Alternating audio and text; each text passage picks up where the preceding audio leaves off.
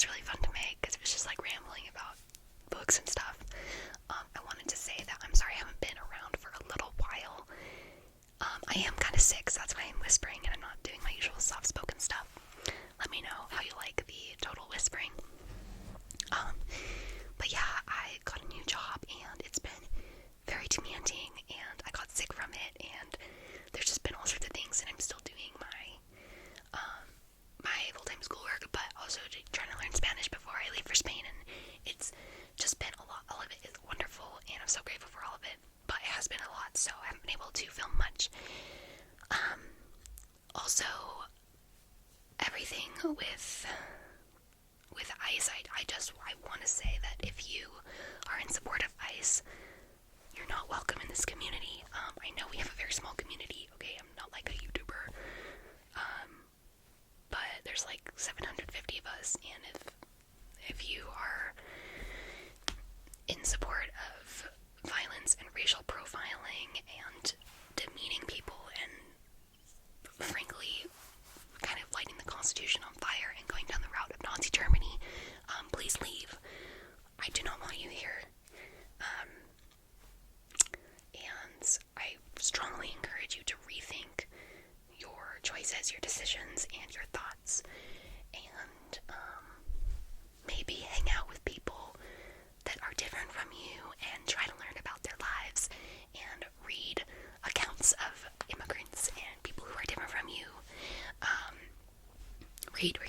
Read. That's a great way to become more politically informed and more socially and culturally informed, and I hope that you are somebody with all the best intentions, but you're just totally, completely 180 misguided, and if that's true, then read a bunch and get the right, facts and, actually support human rights. This is not politics anymore, it is human rights.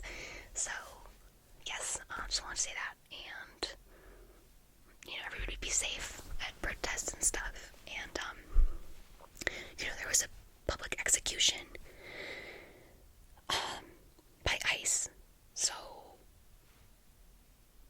if anybody's still, there's a billion reasons to be anti-ICE, but if at this point you have not gotten it, I struggle to know what to say. I wonder if you are a child. I know people's upbringing and backgrounds influence their political beliefs and stuff, but there is just no excuse to support this kind of thing at all. And there's no excuse for a lot of things, like police brutality and not believing in climate change. Our world has come to a point where we need to be on the right side of history. So, let's just hope that the president does not stay in office longer than he constitutionally should.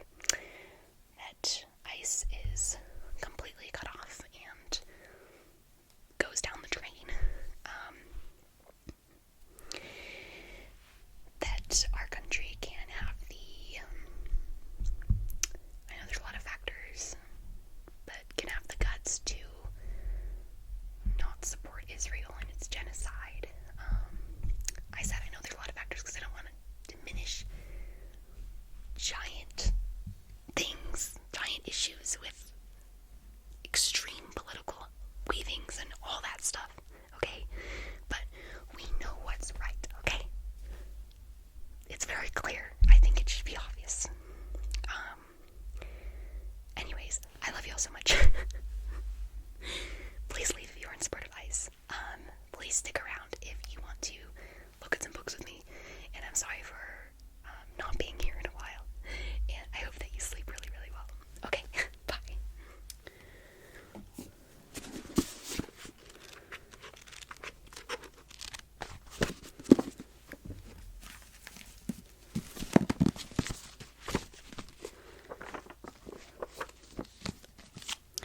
How can I help you? Yeah, for sure. Could you just give sort of a description of the people that you're browsing for? Yeah, no, it happens all the time, especially when families need to go on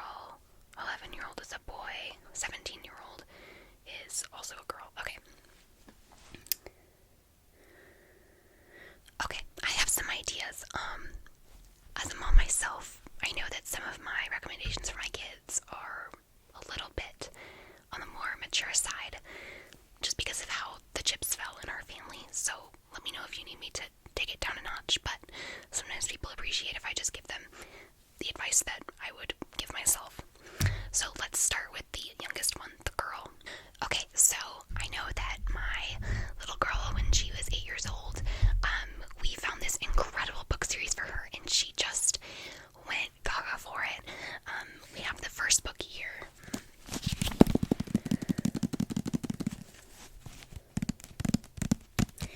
It's called The Land of Stories, that's the series name, and then the first book is called The Wishing Spell. The Land of Stories, The Wishing Spell.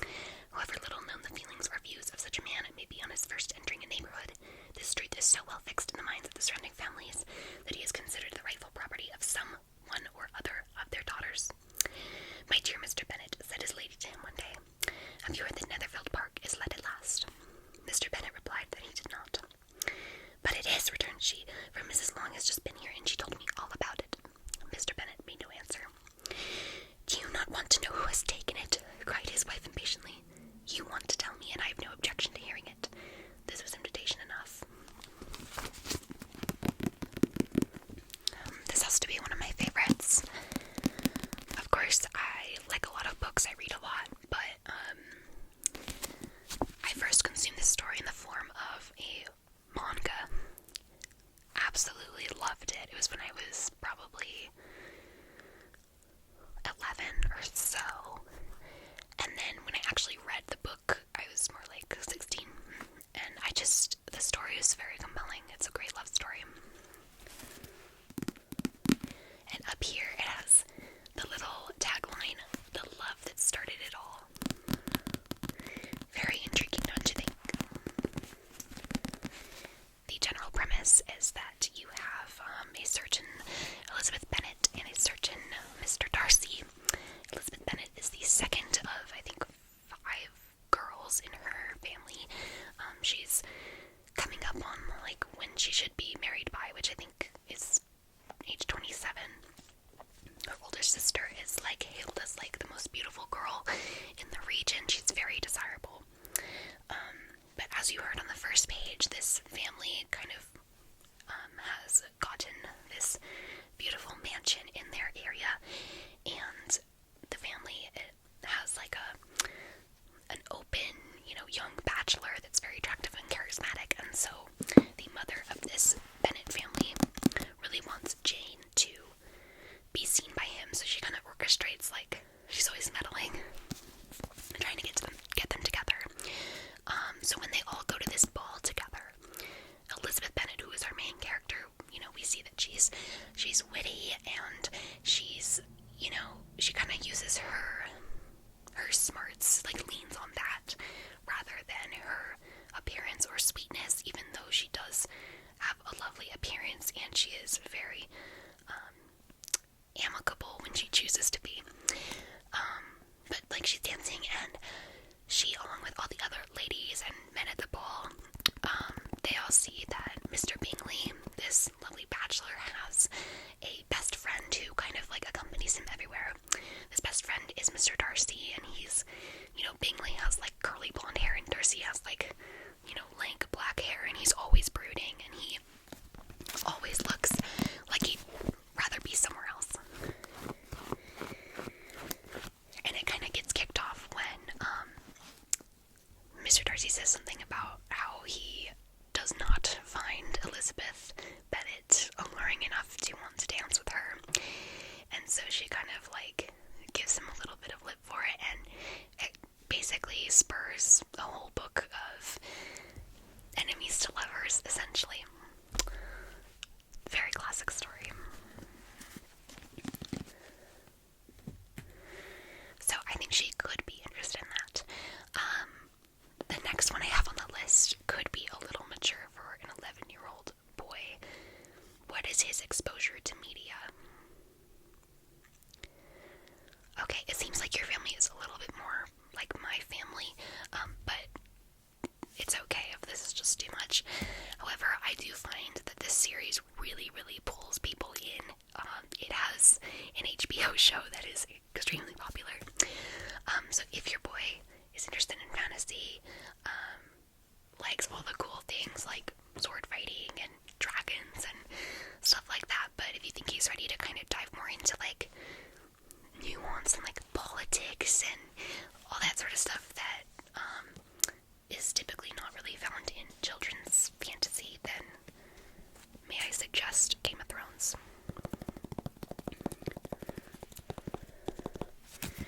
So the first book in the series is called Game of Thrones. The series itself is called Song of Ice and Fire, and it's written by George R.R. Martin.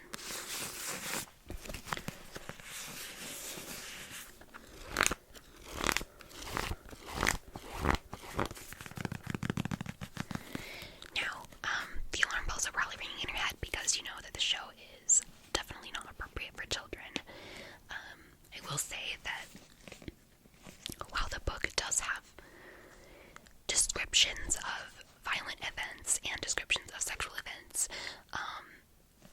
I personally do not believe it taints a child's mind as much as watching that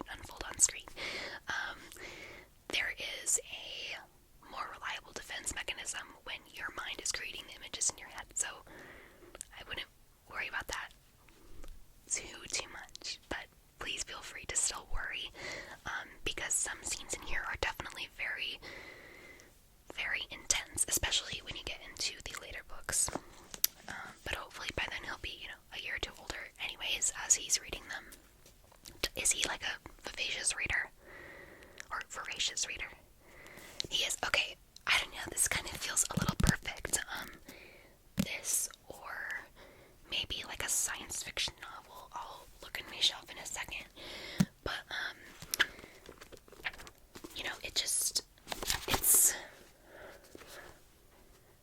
there's so much in here. There's just so much character content, plot content, that a young man who really likes to read anyway and has been exposed to more adult things would probably be completely absorbed in this. I think during the drive to your family reunion, it's just going to be silence in the back of the car because he's going to be into this. I'll read a little excerpt from it.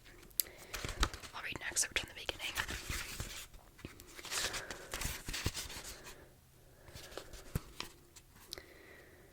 Okay. I'll just start with page 1. Prologue. We should start back, Garrett urged as the woods began to grow dark around them. The wildlings are dead. Do the dead frighten you? Sir Waymar Royce asked with just the hint of a smile. Garrett did not rise to the bait. He was an old man, past 50, and he had seen the lordlings come and go. Dead is dead, he said. We have no business with the dead. Are they dead? Royce asked softly. What proof have we? Will saw them, Garrett said. If he says they are dead, that's proof enough for me. Will had known they would drag him into the quarrel sooner or later. He wished it had been later rather than sooner. My mother told me that dead men sing no songs, he put in. My wet nurse said the same thing, Will. Royce replied, never believe anything you hear at a woman's tit. There are things to be learned even from the dead. His voice echoed too loud in the twilight forest.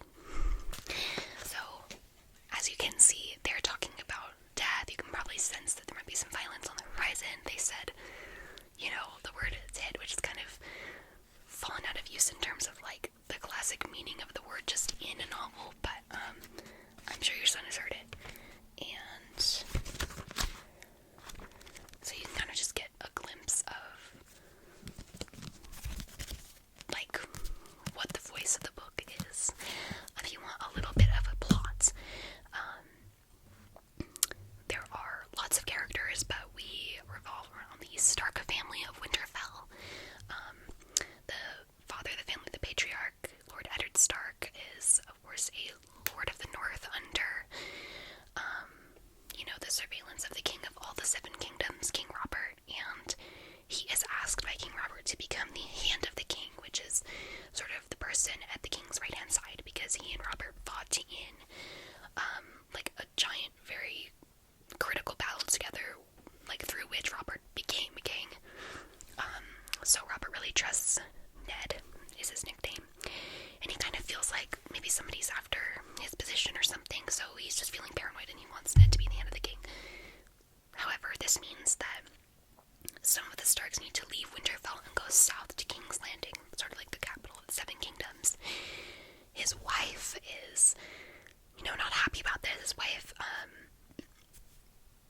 Catelyn, and he has 2 daughters, one Sansa, one Arya. He has lots of sons. One is named Bran, one is Rickon. He has Robb, his eldest son, who would be like his heir, and then he has a bastard son, Jon Snow. So that's the whole like Stark family, and we go through, you know, all their perspectives except for Rickon, who's really young. He's like 3, and then we don't actually see Robb's perspective, even though he plays a huge role in the story. But some of them go south, some of them stay in the north for a certain reason that becomes clear within the first 100 pages. And from there, it's a Game of Thrones. It's a battle for power, and the Starks are caught in the nexus of it, and the stakes are high because they're family, and there are kids in this family, and we often see the kids' perspective. So Arya is like, I think she's 8 to begin with in this book, and we have her chapters fairly often. And then of course there's also this woman named Daenerys. She is, you know, one of a brother-sister pair that is kind of the last in the line of the original kings of the Seven Kingdoms, the Targaryens, and they were usurped by the new king, King Robert, and they want the throne back. So they're actually across the sea in a different area of the world entirely, and they are trying to get to the Seven Kingdoms and sort of wage their war for the rightful throne. The theme of the book, the theme of the series, to me, is that it doesn't matter. All these sides, all these banners, all the colors you might, fly in the air, all the allegiances you swear to. It's just like violence and war, and it's sort of a very cynical look at what war is and why power sort of drives men crazy, and women, of course, humans crazy. So, what do you think? Are we of the opinion that your 11-year-old son, that this would be appropriate for him, first of all, and second of all, that he would actually like it? There is a lot of action. I talked a lot about the politics, but there's a ton of action. Sword fighting scenes, there's prisons high in the sky, the world building is fantastic, There's this thing called the Wall, which basically separates the Seven Kingdoms from the very far north where the wildlings are. And there's a whole group of wildlings that are that everybody's very suspicious of because they are pretty ruthless, and they're also free people, so they have no king. And that is threatening to King Robert, of course. But there's also these interesting, sort of magical, necromancy creatures in the north called the Whites. And they are really creepy. Okay, we'll keep this as a maybe. Yeah, keep thinking about it for sure. I can offer my endorsement, but as I said, my family might be different from other families. I'll put that there. On the other hand, I do have a book that's it's a lot less dense. He would probably get through it within a couple of hours. And I think you'd like it. James Bond, it's a James Bond book. James Bond is such a classic. He's obviously heard of it, right? I mean, there's so many movie adaptations. I have my favorites. But the series is penned by Ian Fleming. And there's a ton of books in the series. I have a couple on this shelf here. This one is On Her Majesty's Secret Service, which is a pretty famous one.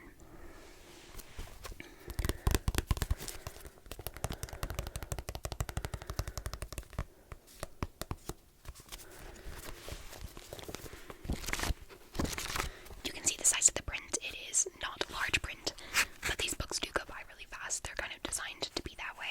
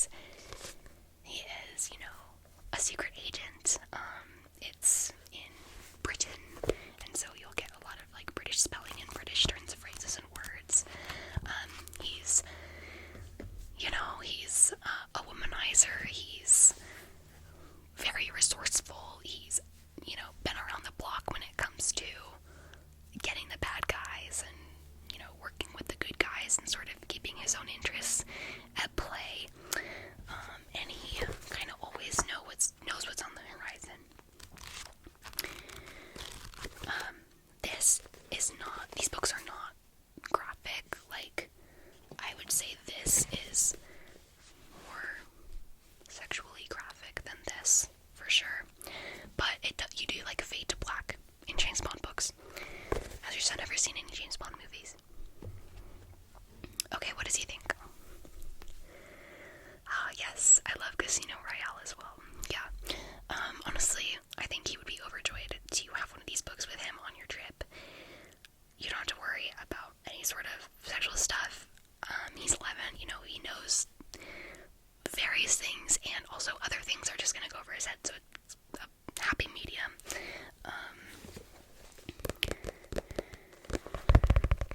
He's also at that age where he can still lose himself in imagination, and I think that's a great time to read James Bond because it's so like fast-paced and bite-sized,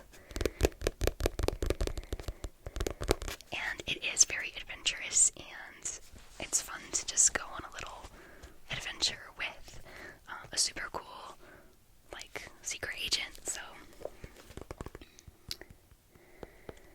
as for the womanizing, you seem like a very respectable human. I'm sure your son has been raised with respectable things. I don't think you have to worry about that. It's just a book, and it is a classic. So, but of course, do not feel urged by me. Do whatever you deem necessary. Okay.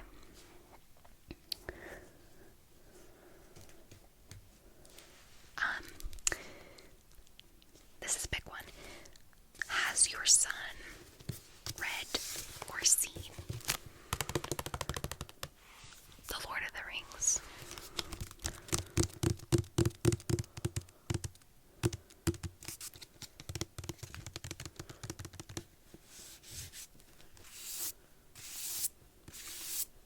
Okay, so he hasn't read it, but he has seen it. Has your whole family seen it? Oh, your daughter's the most interested one. Which daughter? The younger one. She just loves it. What compels her about The Lord of the Rings?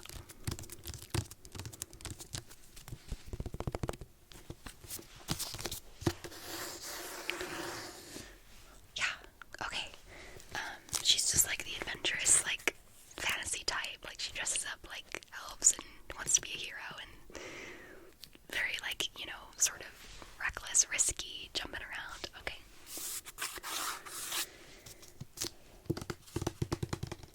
So she has a lot of energy and sort of a lot of courage, but is she able to, like, is she somebody who would want to, like, sit still and read a giant tome like this? Oh, okay. Yeah. So she's, like, especially good at English language arts in school. Okay. Well, my friend, we may have hit the jackpot.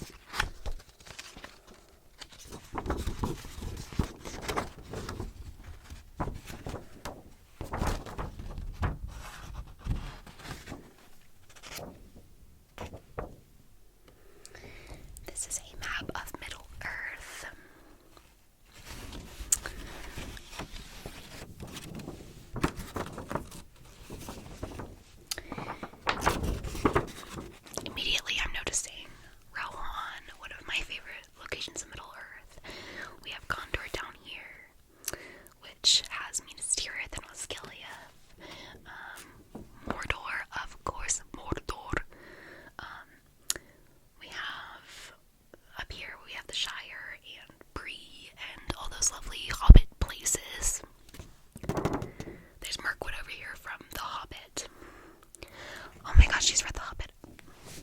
Hello, perfect. So we know that she can read this stuff. It's just a matter of like 3 giant books. Yeah, okay. Tell her she can take as many breaks as she needs. Encourage her to take breaks. You don't want her burning out. And yeah, if it just doesn't work, if she is just a little too young yet, that is so fine, you know. You just come back here when she's older, maybe when she expresses interest again, or when you think she's ready, and just check out the book again. Yeah, there's never any harm in just trying with kids. So, The Lord of the Rings, I mean, you've seen the movies, but we, of course, follow a hobbit named Frodo's journey to Mordor, which is like, sort of like the hellish kingdom in this lovely, wild, like, diverse Middle Earth with so many different geographical locations that are just beautifully described. And he does this to destroy the One Ring of Sauron, who is this Dark Lord who is essentially all-powerful with the ring, and he's searching for it because it got lost, and he's searching for it desperately. He does not want that ring to be destroyed because it will destroy him with it. But this little hobbit, somehow, you know, he's making his journey to throw this ring into the fires of Mount Doom, and he has his fellowship with him. The first book is called The Fellowship of the Ring. He has people that he trusts, and it's like a real found family story. Of course, it is an older novel, and so, again, I always caution parents with this, like, the things that kids are reading nowadays, mostly, that they pick up from, like, the Scholastic Book Fair or the school library. Great, amazing books, all of them, but they do sort of cater to a shorter attention span, which is totally fine. Like, kids can read, like, kids can sort of get over that obstacle to reading a classic like Lord of the Rings or Pride and Prejudice, or even something like Game of Thrones, which is also, you know, kind of a little reedy. It's kind of hard. But since your 8-year-old has already read The Hobbit, I kind of have no doubts that she could really get into this. Wow, she's quite precocious, isn't she? Very bright. Such a young girl reading so much. Well, she's gonna do great things in life. The secret to life is to be well read, as I say. Okay, so that makes me really excited. It always makes me happy to learn about kids that are, you know, still finding so much joy in reading, even as, you know, screens sort of dominate today's day and age, especially among the younger kids who may have been raised with screens as like a second backup parent, which is always a little bit dismaying to see. But let's get into, I have another one on my stack here, and then we can pull some others off the shelf. But just spitballing here, or any of your kids, this would be for the older ones. I don't think the 8-year-olds, no matter how precocious she is, would enjoy this, unless I'm totally wrong. But are any of your kids interested in science in particular? Oh, okay. Well, yeah, what is she? Oh my gosh, she wants to major in astrophysics. That's crazy. That's amazing. Wow, you should tell her that the local librarian thinks she's awesome. I'm sure she'll get a kick out of that. We just recently got this at the library, and I thumbed through it. It's amazing. I've always been interested in stuff like this, but, you know, don't have a degree in it. She is going to devour this. It's, you know, it's about string theory and The Nature of Our Universe by Brian Greene, who is an extremely celebrated expert on these topics. You can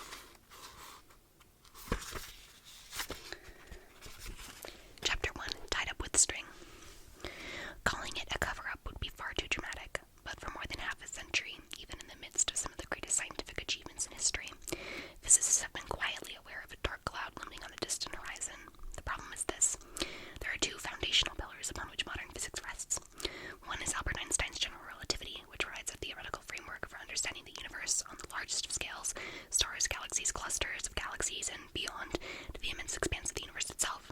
The other is quantum mechanics, which provides a theoretical framework for understanding the universe on the smallest of scales, molecules, atoms, and all the way down to subatomic particles like electrons and quarks. Through years of research, physicists have experimentally confirmed to almost unimaginable accuracy virtually all predictions made by each of these theories. But these same theoretical tools inexorably lead to another disturbing conclusion. As they are currently formulated, general relativity and quantum mechanics cannot both be right. The two theories underlying the tremendous progress of physics during the last 100 years, progress that has explained the expansion of the heavens and the fundamental structure of matter, are mutually incompatible. So there's the voice. It's very academic, heavily scientific, but that was certainly preaching to the choir when it comes to your daughter. I'm sure she knows all about that stuff. I bet she'd be excited. What are you thinking about this? This is sort of out of left field. I can't believe that she likes astrophysics and I had the book on my desk. This is like the one certain. Okay, this is certain. Lord of the Rings is certain. And Land of Stories is certain. Okay, I'll put those in yet another pile.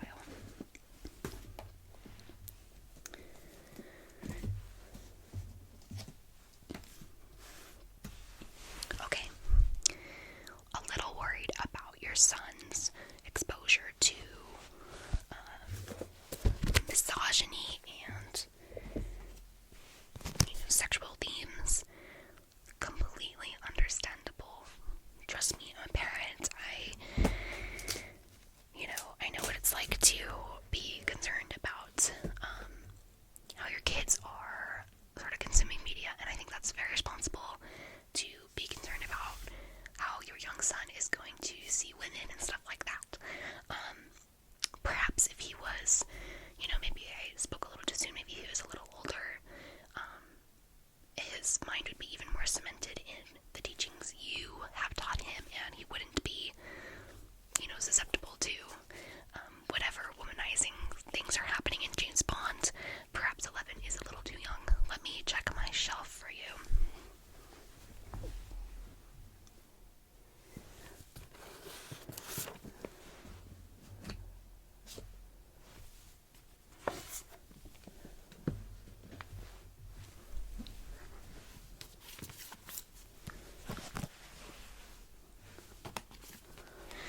Okay, a couple of selections that do kind of stray away from the more sexual or more misogynistic territory. Perfectly reasonable. Okay, first up we have the Da Vinci Code series by Dan Brown. I only have Inferno on the shelf, but if you like how this sounds, I can get you the first book called The Da Vinci Code from the back. So yeah, this is the second book.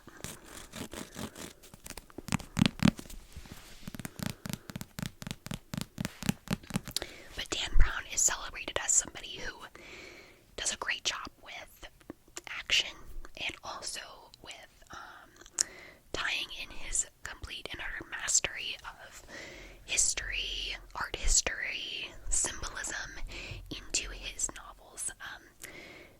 You get the impression that Dan Brown is, of course, an academic in history, and his lifelong hobby has been writing, and then he was able to transition into writing when the Da Vinci Code just popped off. I mean, it is such a good novel. One of the quotes in the back actually says, Dan Brown is the master of the intellectual cliffhanger. An entertaining escapist read. So, basically the reason I think your son could like this, it follows a male character who is a professor of symbology at Harvard, I believe. And I'm going to talk about the Da Vinci Code, the first book here, who gets sort of tied up in this really interesting sort of conspiracy concerning the Holy Grail, and Mary Magdalene, and there's a lot of different things that happen that are just so, like, the twists are just crazy. It's really cool. Does your son know much about history? I mean, even if he doesn't really have to. Dan Brown does a good job. He's actually in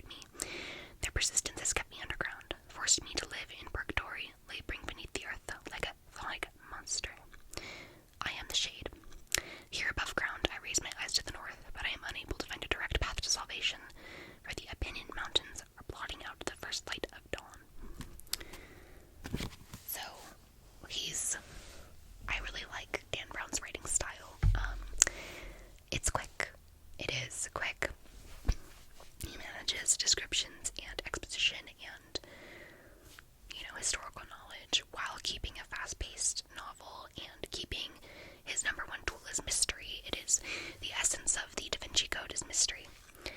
So I will recommend that. What do you think? Okay, excellent. I'll get it for you from the back later. Another one that I picked out for him is the Dark Tower series by Stephen King. Again, the only one easily accessible right now is actually the fourth book called Wizard and Glass. But I would be recommending the first novel, The Gunslinger, as introduction to the series, of course. It is my humble opinion that the third book in this series is the best book I have ever had the pleasure of reading. My favorite novel. Wizard and Glass. Stephen King. So how much Stephen King is in your family? Like, okay, a couple of books on the shelf. Okay, so he's in the house. Have any of your children read any of his novels? Your son has read The Body. Okay. Adapted into the movie Stand By Me. You watched it all together. What did he think? Okay. And his criticisms. Interesting. So, The Body, which is of course a coming-of-age story, kind of perfect for his age group, but also edging on to more adult themes, because, Stephen King. But he just felt like it was a little too non-magical for him. Yeah. Well, that is perfect, because The Dark Tower is a fantasy series. It is a dark fantasy series that also has science fiction elements to it.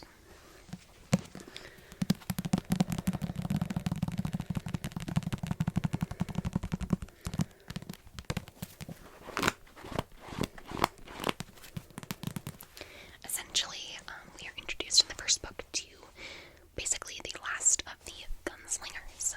His name is Roland, and he is sort of a vestige member of a very elevated group of people that sort of trained for, the boys would train for most of their lives to be able to essentially use their guns as like extensions of their hands. It's kind of like they have a superpower in terms of being like marksmen or just fighters in general. But his whole thing, he's sworn to protect the Dark Tower. And this is a series about obsession. It's about the dangers of obsession, because no matter who he meets, no matter what happens, Roland is committed to his idol, the Dark Tower, and this leads to a lot of heartbreak and death. It's great. Stephen King does a great job establishing stakes, introducing really, really lovable characters that you worry will actually die. Roland is a really likable main character. He's super intuitive. He's very dry. He sort of recognizes, he's like, I'm not the smartest guy out there, but I do know how to do what I was trained to do. I am a gunslinger. I would say that these books are not overly violent, despite, guns being a part of it. I think that the gunslingers are like knights, and the guns are like their swords. It's more of a sacred sort of rights thing. And the world is separate from our world here, but there are portals that connect our world to this world, which is awesome. In the first book, early on, so this isn't a spoiler, he meets an 11-year-old boy from New York City, from 1970s New York City, actually, and they're like, oh, what is going on? Both of them meet each other, and it's really interesting. Of course, there is some violence. Stephen King, that's one of the hallmarks of his writing. There is some sexual content. I will say, though, I don't think it's up to the level of George R. R. Martin.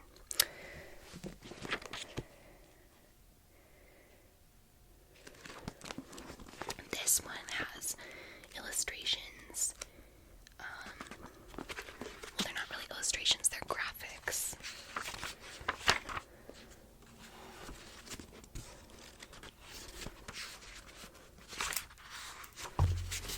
Like this.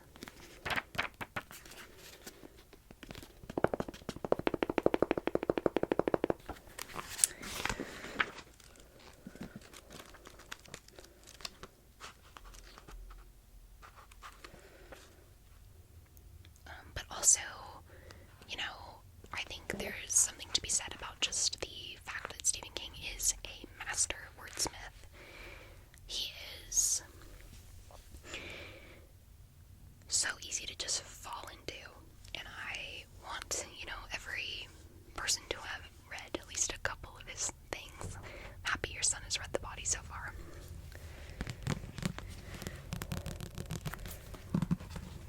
Let's turn to an excerpt.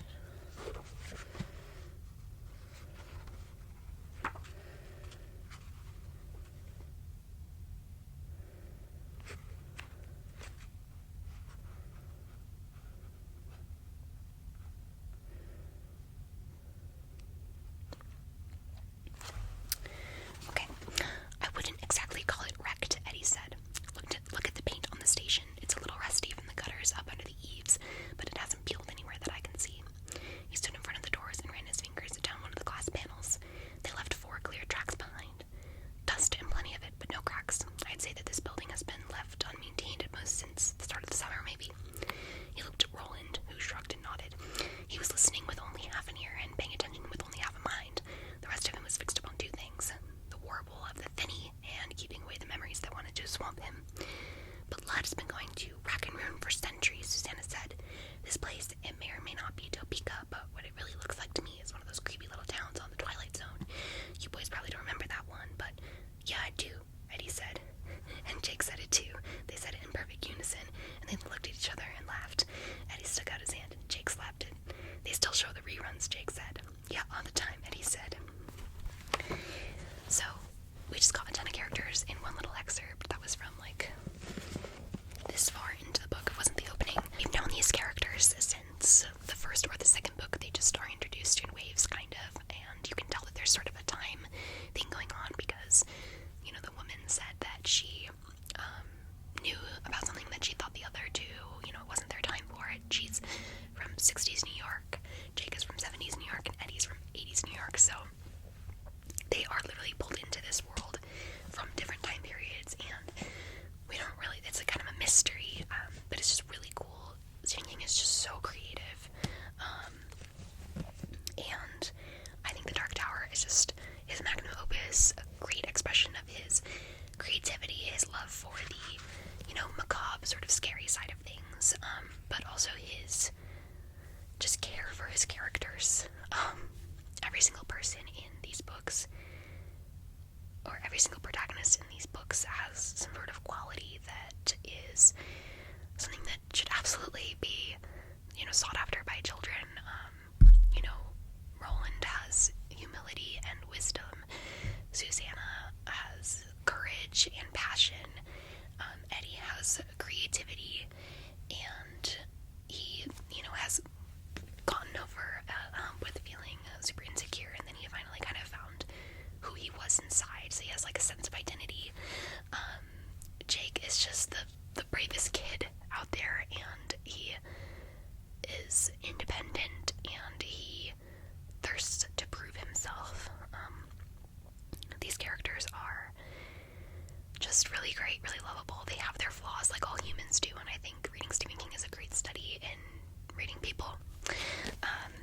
So if, you know, if the guns just make it not really a thing, or what do you think?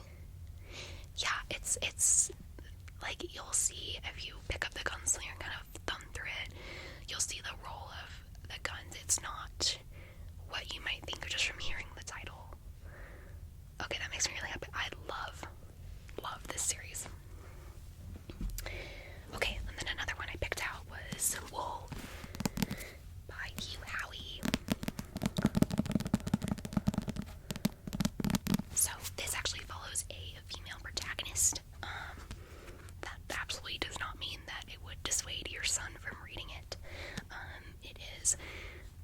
it's a hooking novel. I think it's good for it's like the reading level I'm kind of catching from him. And it has a lot of action, and it's just one of the books on the shelves that, kids sort of with that reading level really tend to dive into. It's a dystopian science fiction book. It's the first of a series of 3. It actually has a new show on Apple TV. And I know that I'm definitely a big proponent of boys being able to read stories with male protagonists. I think that's really important for them. But yeah, the protagonist in this series, she is female. She's really, really cool. And she's like a mechanic, and she lives kind of at the bottom of this silo, which is where humanity has been sequestered now that Earth is totally uninhabitable, and nobody wants anybody to go outside the silo. So that sort of tells you that maybe there's like a system of control in place. But Juliet, our character, becomes the de facto sheriff of the silo after the old one dies, and she has to kind of like uncover these mysteries about why the outside is being hidden from them, what is actually outside, and then sort of debunk all these systems of power that are keeping people down low and people up high. It's just really cool.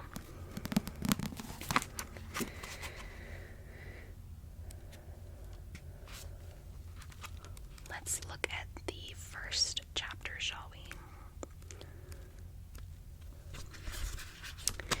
The children were playing while Holston climbed to his death. He could hear them squealing as only happy children do.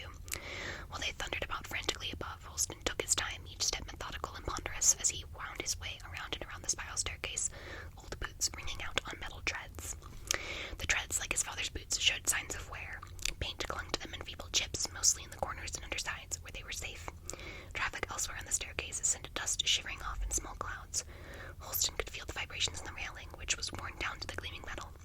That always amazed him, how centuries of bare palms and shuffling feet could wear down solid steel. One molecule at a time, he supposed. Each life might wear away a single layer, even as the silo wore away that life.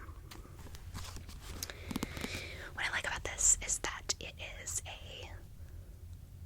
it's a book with modern prose that's very fast-paced, and it does star a female character, but it's not the romantasy, genre that has sort of devoured TikTok and social media and become so popular in all of our bookstores, which totally there's a market for that. I'm in favor of all books being there, but I do think that the fact that that has just completely saturated the market is making it difficult for boys to find books that they like. Again, this just might not be his thing, but if you did want him to read a book that had a female main character, if you were wanting to kind of balance that out, because your girls are definitely going to read books with male main characters, think of Lord of the Rings, this would be great, because I don't think it's going to be, romantasy books are kind of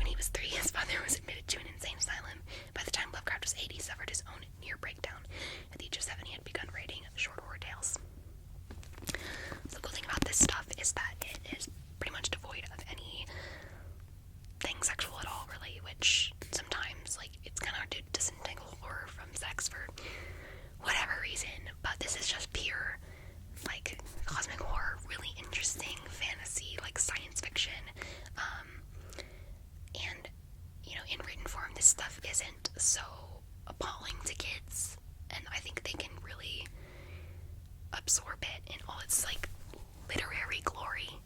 I think H.P. Lovecraft is a great thing for anybody to read, but especially young developing minds. You're kind of like giving them that chance to have exposure to media that is, disturbing and grotesque and stuff, but not visually, because that can be pretty overwhelming for a lot of kids, rightfully so.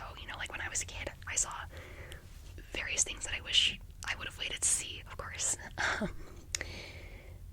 But yeah, I mean, this stuff is really great for a boy of 11, a girl of 17, a girl of 11 to 17, like whatever gender, whatever age, sort of at the 11 up mark, probably.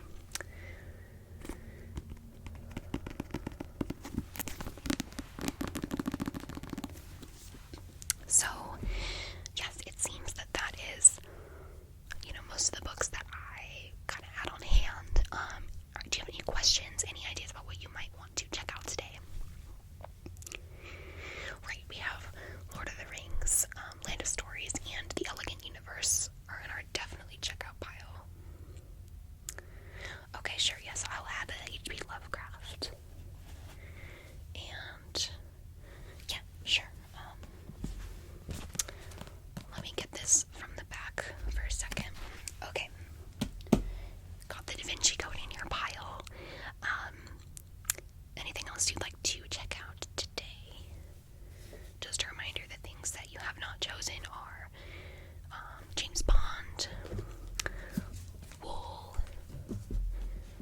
Game of Thrones, Pride and Prejudice, and the Dark Tower series, which would be the first book. I would give you the first book. Would you like to introduce him to Dark Tower? Okay, sure, let me go into the back and get that one as well. Okay, there's the Gunslinger. So we have the Da Vinci Code, Land of Stories, The Wishing Spell, The Elegant Universe, the entire Lord of the Rings collection, the H.P. Lovecraft collection of tales, and the Gunslinger. Now, definitely not going to get through all of these in the time before you need to renew, unless your children are absolute prodigies, which, I mean, they kind of sound really cool, so. But yeah, just renew and, encourage daughter to take this Lord of the Rings thing in chunks. If she finishes Fellowship and just needs a break, bring that book back and check it back out again when she's ready for Two Towers. Okay, let's see here. Could I please have your library card? Thank you.